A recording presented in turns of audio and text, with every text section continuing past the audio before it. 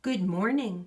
For reading workshop today, I'm going to leave you with some thoughts, some final thoughts about our characters, meeting characters in a fiction book. Readers think more about a character by, and we have a whole list of things. Let's talk about it. Readers think more about a character by looking at the front cover and the pages. If you look at the front cover, you may be introduced to a character. And if you do a picture walk through the pages, you might get an idea of who that character is. Readers think more about a character by noticing what characters do, say, and think. It's always important to notice what characters do, say, and think in your book to get to know your characters. Readers think more about a character by figuring out what a character is feeling.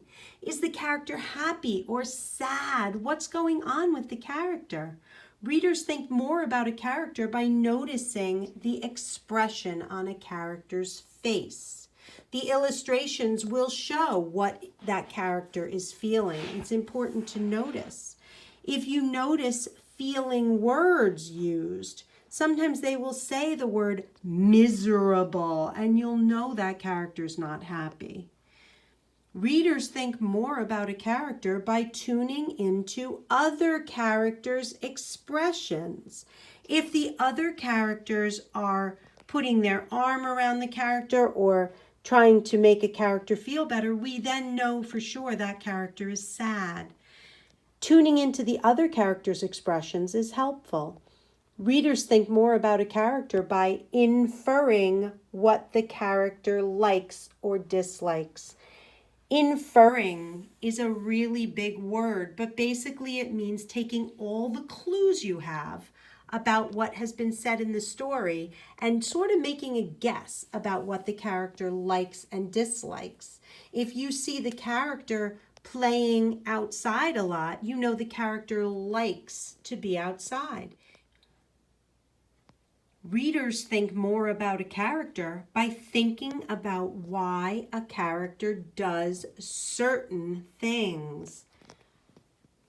If a character is doing something, always ask why. The author generally will have a reason for having characters do what they do. Readers think more about a character by thinking about the character's challenge. We've talked about how there's usually a problem in the story. Think about what that problem is and why would the author give that problem to the character. Readers think more about a character by thinking about the words that give clues to feelings. If the author said the word laughed, we know the character is happy.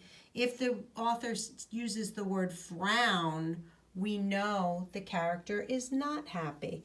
Those are clues about the character's feelings. Readers think more about a character by reading with the character's voice. If you use the character's voice, it helps you to understand what the character's thinking. Readers think more about a character by noticing that character's feelings change. Sometimes that's part of the challenge. How do the character's feelings change from the beginning of the story to the end of the story? What adventure has happened to that character that may make the feelings change? Finally, readers think more about a character by finishing the story and looking back. Go right back to the beginning and check out all of these different things. It's important that you think more about your characters when you read. It will help you gain more understanding about your book. Just take a look again and think about some of these things when you read your stories. I'm sure you're doing so many of these things already. I hope you have a wonderful day reading, and this will be your last first grade mini lesson.